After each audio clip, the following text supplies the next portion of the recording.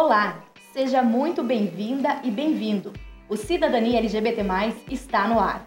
Esse programa foi criado para levar até vocês pautas que afetam diretamente a vida da população LGBT+, sul-mato-grossense. É uma parceria entre a Subsecretaria de Estado de Políticas Públicas LGBT+, e a Assembleia Legislativa.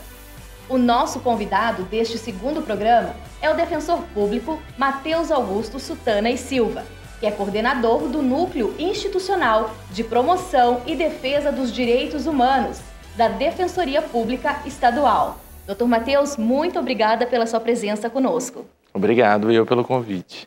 E para nós iniciarmos o nosso programa, eu gostaria, doutor, que o senhor nos explicasse, qual é o trabalho do Núcleo de Direitos Humanos da Defensoria? Veja, a Defensoria Pública, ela implementou o Núcleo de Direitos Humanos em 2019. De lá para cá, a gente teve uma atuação muito expressiva em várias temáticas sensíveis aos direitos humanos. Então, a Defensoria Pública pode atuar por meio desse núcleo de forma coletiva em favor da população idosa, em favor da população em situação de rua e também, dentro da temática do programa de hoje, em favor da população LGBT+. É um núcleo que veio com uma proposta muito interessante de se aglutinar em um mesmo órgão de atuação, a possibilidade de ajuizamento de ação civil pública, de convocar audiências públicas, expedir recomendações administrativas e acompanhar a temática, todas as temáticas que são de atribuição do núcleo, por meio de comissões, comitês, conselhos. Então é bem árdua a atuação do NUDED na Defensoria, assim, muito expressiva.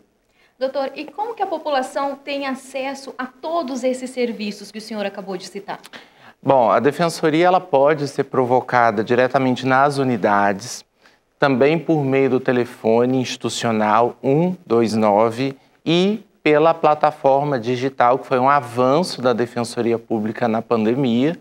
É possível que qualquer pessoa com acesso à internet possa entrar em contato com a Defensoria Pública e solicitar o seu atendimento individual. Desse atendimento individual é possível também a provocação do NUDED internamente, e aí a Defensoria Pública vai ser acionada no campo coletivo. Ok. E falando especificamente dessa nossa pauta, doutora, a questão da diversidade e da cidadania, a gente percebe que a Defensoria, ela está sempre provocando, essas pautas, assim. E qual a importância desse trabalho diretamente para a população LGBT+. Eu acho que a Defensoria ela tem um papel muito importante e previsto, e eu gosto sempre de dizer, previsto desde sempre na Constituição, que é a atuação em favor dos direitos humanos. É a única instituição jurídica que tem expressamente no texto constitucional essa atuação em favor dos direitos humanos. Especificamente em relação à cidadania LGBT, a Defensoria ela tem um papel fundamental de concretizar, de fomentar realmente políticas públicas em favor da população LGBT. Já tivemos atuação junto e coordenados com o Núcleo de Execução Penal para fiscalizar e atuar em favor de pessoas que estão encarceradas, que são da população LGBT. Também fizemos atuação em relação ao nome social, que foi uma outra temática. A gente instaurou procedimentos de apuração preliminar em face de vários municípios, enfim, para saber se estava sendo cumprido esse nome social nas fichas, nos cadastros, que é um direito reconhecido tanto a nível federal quanto a nível estadual e também municipal. Então, fizemos uma parceria com a Subsecretaria de Políticas Públicas LGBT no início desse ano para fazer um mutirão de retificação, orientação para a modificação do nome e gênero, e foi um trabalho muito interessante, belíssimo. A gente atendeu mais de 30 pessoas que solicitaram essa mudança do nome e gênero, e a Defensoria Pública, como parceira, garantiu, inclusive, a gratuidade tanto das certidões quanto da própria solicitação de gratuidade junto ao cartório. Doutor, é uma forma, né, de garantir esses direitos, né? E essas pessoas, elas têm conhecimento desses direitos conquistados e adquiridos? Eu acompanhei, por exemplo, uma ação de vocês, junto com a subsecretaria, em um presídio, né? Na entrega da carteira de nome social. As pessoas têm conhecimento desses direitos conquistados, doutor Matheus? É importante a gente destacar que os direitos, a gente vive num momento de grande explosão de direitos, né? Todos os dias nós somos bombardeados com decisões judiciais novas, com novas leis, mas a Defensoria ela busca e ela tem esse papel também de formar e informar a população dos seus direitos, porque não tem como a pessoa ela procurar os seus direitos e ela dizer que os seus direitos estão sendo violados se ela não souber que ela tem essas possibilidades. Então, a Escola Superior da Defensoria também faz um papel importante nesse sentido, trazendo várias temáticas relacionadas à população LGBT e aos direitos humanos como um todo, para que todos se empoderem e se sintam realmente em condições de dizer que os seus direitos estão sendo violados, possam procurar a Defensoria Pública, ajuizar ações judiciais, para conquistar realmente cada vez mais o seu espaço na cidadania. Quando a gente fala da retificação do nome, né, doutor? As coisas, a legislação mudou, ela facilitou muito, né? Sim. A gente citando, qual seria o passo a passo, né, para que essas pessoas possam, de fato, né, terem o seu nome, o nome escolhido, reconhecido? Olha, antigamente era muito complicado, porque a pessoa precisava entrar com uma ação judicial. Não existia possibilidade de uma atuação fora do judiciário. Isso era complicado, porque a pessoa ela tinha que entrar com rol de testemunhas para provar que era conhecida no meio social por aquele determinado nome, ela tinha que juntar laudos psicológicos, laudos médicos, tinha que fazer tratamentos hormonais. Isso, de certa forma, inviabilizava algumas pessoas de fazerem esse processo de modificação e acabava gerando muito constrangimento, que todos nós conhecemos, daquela pessoa que aparentemente é uma mulher, se vê como mulher e se porta como mulher numa sociedade, mas tem o seu nome no masculino e o seu gênero no masculino, e a mesma coisa inversamente também. Então, hoje, com o provimento do Conselho Nacional de Justiça, isso facilitou muito, porque é possível a modificação do nome civil, não só do nome social, é possível modificar a certidão de nascimento ou casamento da pessoa, o gênero, modificar de masculino para feminino, feminino para masculino, independente de autorização judicial. Isso é feito no cartório, de forma muito mais célere do que antes. E detalhe, não há necessidade, inclusive, de condicionar a qualquer tipo de cirurgia, qualquer tipo de tratamento médico ou hormonal, porque se entende que o gênero ele é uma construção social e a gente deve respeitar os direitos daquela pessoa. Então, antes existia era muito complicado, né, essa modificação. A pessoa muitas vezes se colocava em situações que ela não se sentia à vontade, né, para ir até o judiciário. E te digo mais, hoje qualquer pessoa que queira, ela pode inclusive ser tratada pelo nome social, mesmo se não tiver feito a retificação. É uma obrigação, tem uma resolução do Conselho Nacional de Justiça, como testemunhas, como, enfim, partes. Então, ou seja, houve uma democratização, eu acho, dessa possibilidade de mudança e de uma forma muito mais rápida e tranquila. O senhor acredita que muitas pessoas, né, elas não procuravam esse seu direito por acharem que era muito difícil toda essa documentação, né, porque você precisava de certidões, você precisava de testemunhas. E o senhor acredita que a procura hoje tem aumentado? Eu acredito, com certeza. Eu acho que mudou muito. Acho que se tornou algo mais fácil, se tornou algo mais célere, mais barato, inclusive. Antes a gente percebia, eu já participei enquanto defensor público de ações como essa, porque não tinha outra alternativa, né? Não existia outro regramento para isso.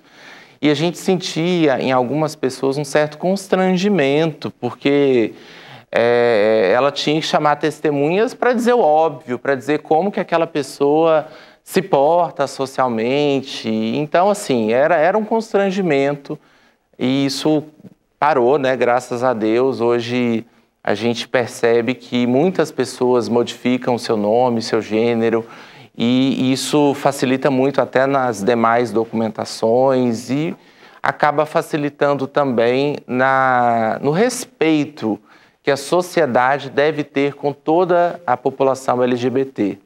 E quando a gente fala da questão do casamento, né, doutor? Avançou muito também, né? Como que é Sim. essa procura? Como que os cartórios têm trabalhado isso, né? A defensoria tem atuado também? Eu penso que o casamento homoafetivo já é um tema mais pacificado, sabe?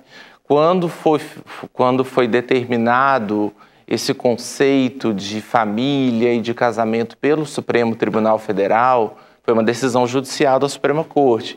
Depois, com base nessa decisão judicial, o Conselho Nacional de Justiça também fez uma regulamentação interna que passou a valer em todos os cartórios do Brasil todo. Num primeiro momento, isso gerou uma certa resistência de alguns cartórios, sabe? A gente percebia por notícias jornalísticas, ainda tinha um certo incômodo em relação a isso. Mas hoje, pelo menos aqui no Mato Grosso do Sul, eu não conheço mais nenhum tipo de entrave. Me parece que esse assunto já está bem mais aceito, bem mais leve, e as pessoas, inclusive, hoje a gente percebe até uma procura de casais homoafetivos na defensoria para resolver litígios familiares, como todos os demais casais. Então, você tem a possibilidade de ajuizar ações de guarda, ações de visita, ações de alimentos. Isso se tornou corriqueiro, realmente. E, doutor, em 2019, né, o crime de LGBTfobia, homofobia, ele foi equiparado ao crime de racismo, né? A gente tem muitas legislações garantindo os direitos da população LGBT. Como que o senhor avalia, né, desde 2019 para cá agora, essa questão de a gente ter uma legislação que realmente fale, olha, determinada atitude, ela é crime, ela é passível de punição? Eu vejo como positivo, eu acho que foi um recado também da Suprema Corte para o legislador a nível federal e para a própria sociedade de que é impensável, de que é inadmissível e intolerável qualquer tipo de discriminação à população LGBT.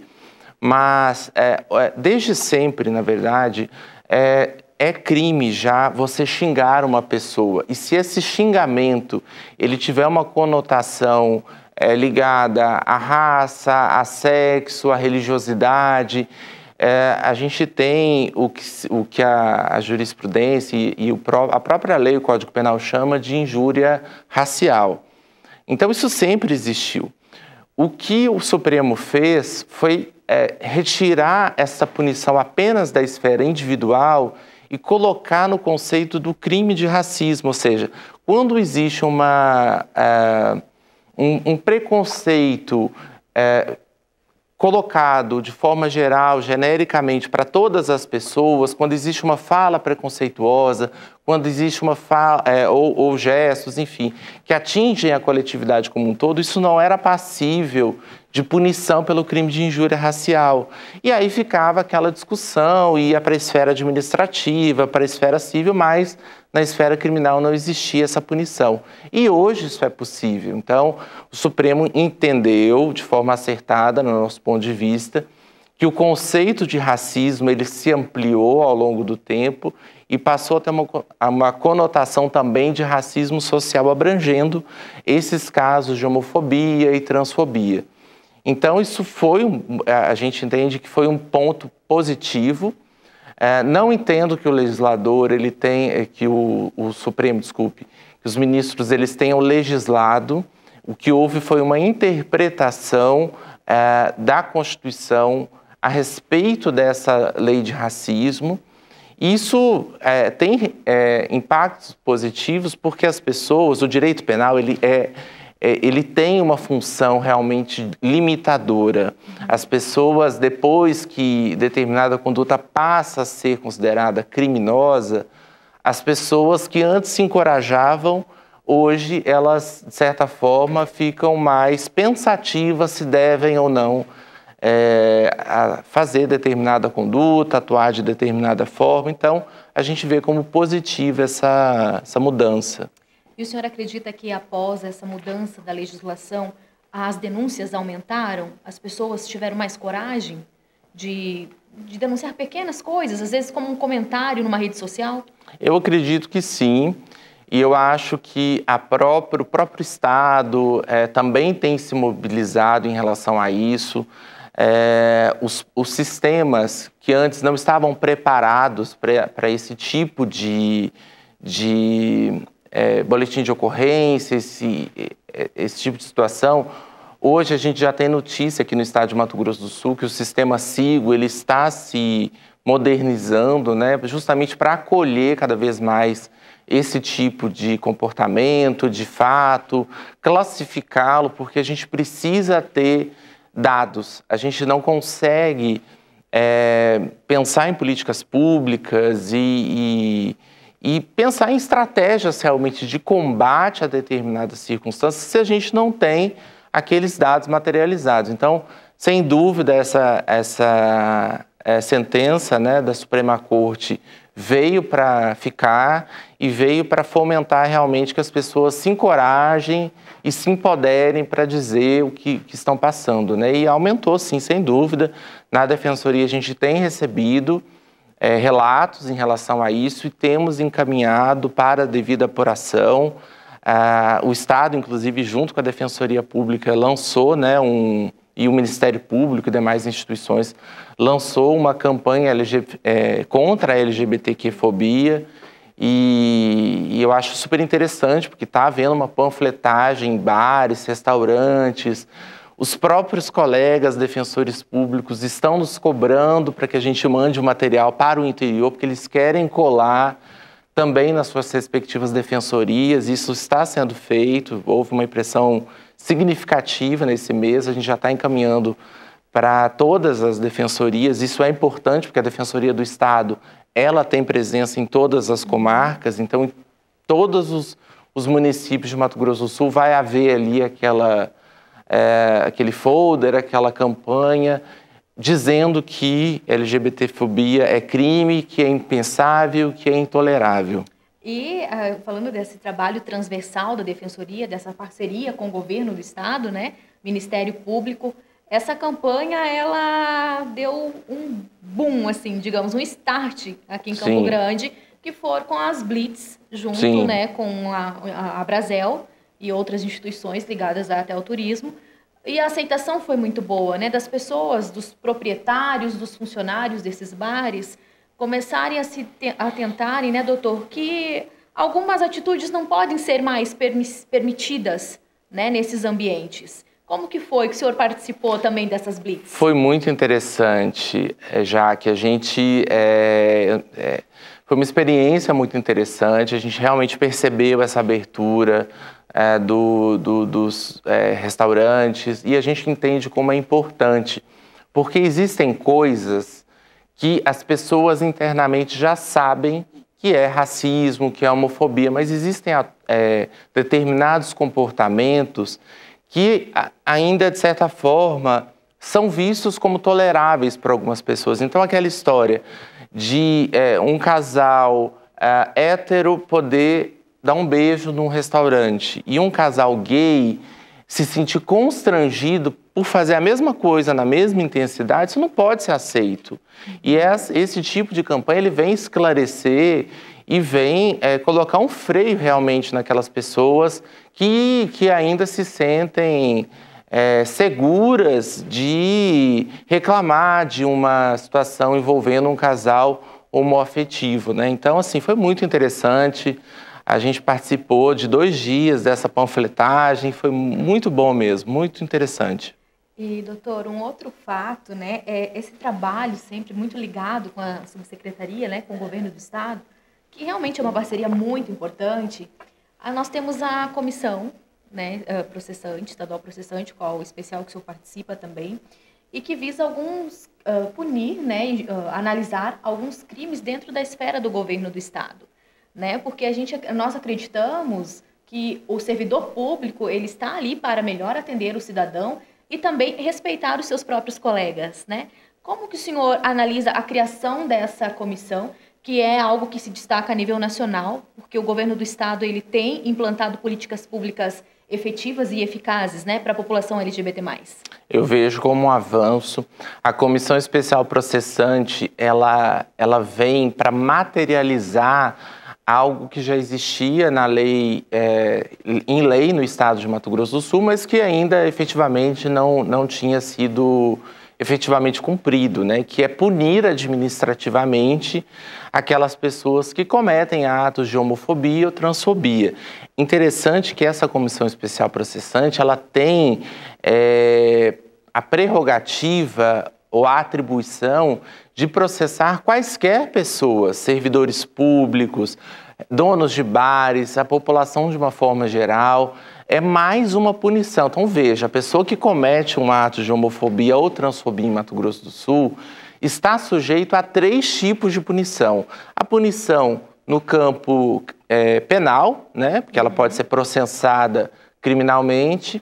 No campo civil, porque ela pode vir a sofrer uma ação de danos morais, e agora, por meio da Comissão Especial Processante, também ela pode receber uma penalidade administrativa que vai desde advertência até multa mesmo. Então, vai doer no bolso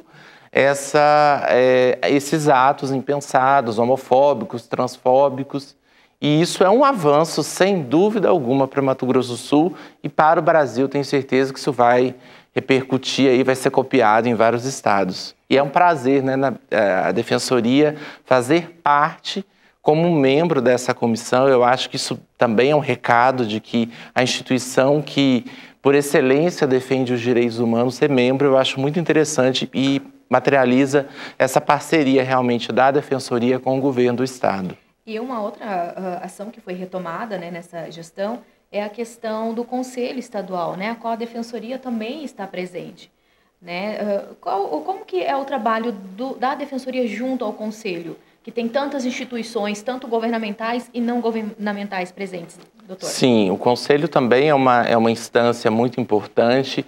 Ele não é punitivo como a Comissão Especial Processante, mas ele tem uma função de absorver e discutir as demandas ligadas à população LGBT. Então, é uma forma, e eu acho bom que a Defensoria esteja lá, porque a gente consegue filtrar aqueles problemas que as pessoas trazem e dar os encaminhamentos, seja em âmbito do Conselho ou se houver a necessidade, inclusive ajuizando ações civis públicas e outras questões. Acho super importante, a gente precisa cada vez mais fomentar o controle social e o Conselho ele tem essa função de dar à sociedade, né, essa possibilidade de discutir políticas públicas, de ouvir inclusive as soluções, porque a solução ela é do colegiado e o colegiado ele é composto, como você mesma disse, de entes governamentais, servidores públicos e também da sociedade civil. Então é uma instância muito interessante, muito produtiva. Nós já tivemos oportunidade de participar de algumas dessas reuniões e dali saíram encaminhamentos muito interessantes. Doutor, e agora no início do mês de abril, né, nós tivemos um outro avanço, que a Lei Maria da Penha, ela está abrangendo também as pessoas, as mulheres trans, né? Um grande avanço para essas mulheres que até então sentiam-se excluídas, né, dessa legislação. Como que vai ser essa atuação a partir de agora? O que vai mudar de fato? O que houve foi o STJ ter reconhecido, o STJ é o Superior Tribunal de Justiça, ele reconheceu a aplicação da Lei Maria da Penha para a proteção das mulheres trans. Sempre houve na jurisprudência um embate se seria possível a aplicação da proteção, né, da Lei Maria da Penha, da Casa da Mulher Brasileira, das medidas protetivas de uma forma geral para as mulheres trans ou somente para as mulheres cis. E foi um avanço também muito interessante essa decisão do STJ, porque o próprio acórdão, ele pontua que o gênero ele não é ligado necessariamente à sexualidade. O gênero é algo que foi construído, é algo socialmente construído, então não seria possível haver qualquer tipo de divisão. Por que aplicar a Lei Maria da Penha à mulher cis e não aplicar à mulher trans? Isso assim, ao nosso ver, não precisaria nem de uma decisão judicial, porque está claro na Lei Maria da Penha, mas para ter chegado no STJ, com certeza houve muita resistência. E é bom que tenha chegado, já que chegou, porque eu acho que o STJ ele tem a função de normatizar e de padronizar a interpretação da lei federal a nível nacional. Então, é bom, porque agora houve essa publicização, né, desta decisão e vai garantir, sem dúvida alguma, as mulheres trans. Elas devem procurar, no âmbito das defensorias, por exemplo, o núcleo da mulher, o núcleo no DEM, que é um núcleo que está ali para acolher as mulheres vítimas de violência doméstica, sejam mulheres cis ou trans, tem direito, sim, de ser atendida nas delegacias especializadas, podem solicitar medidas protetivas contra os seus companheiros ou familiares e todo o regramento protetivo previsto ali para todas as mulheres, sem distinção. E vale ressaltar, né, doutor, que essa rede de atendimento às mulheres, ela já está preparada para atender, né? Porque acompanhando algumas notícias, a gente percebeu que as mulheres elas estão com receio. Será que eu vou ser bem atendida? Mas nós acompanhamos, como o senhor falou, o trabalho da NUDEM, da Casa da Mulher Brasileira, nos municípios, né, das coordenadorias das mulheres e outros órgãos. Então, a gente pede que essas mulheres procuram, sim, os seus direitos, né? Porque é, sim, um direito garantido e um grande avanço, não é, doutor? Sem dúvida, sem dúvida. Muito importante essa procura e que elas não se sintam constrangidas e que saibam que podem bater as portas ali da defensoria e das instituições demais, né, que apoiam as mulheres para a defesa dos seus direitos. Bom, o nosso bate-papo está muito bom, né? Mas infelizmente nós estamos chegando ao final desse nosso programa com o nosso convidado, o Dr. Matheus Augusto Sutana e Silva, que é coordenador do Núcleo de Direitos Humanos da Defensoria. Doutor, eu gostaria de lhe agradecer imensamente a sua presença conosco. A gente sabe que o tema ele é extenso, nós ficaríamos por horas aqui falando.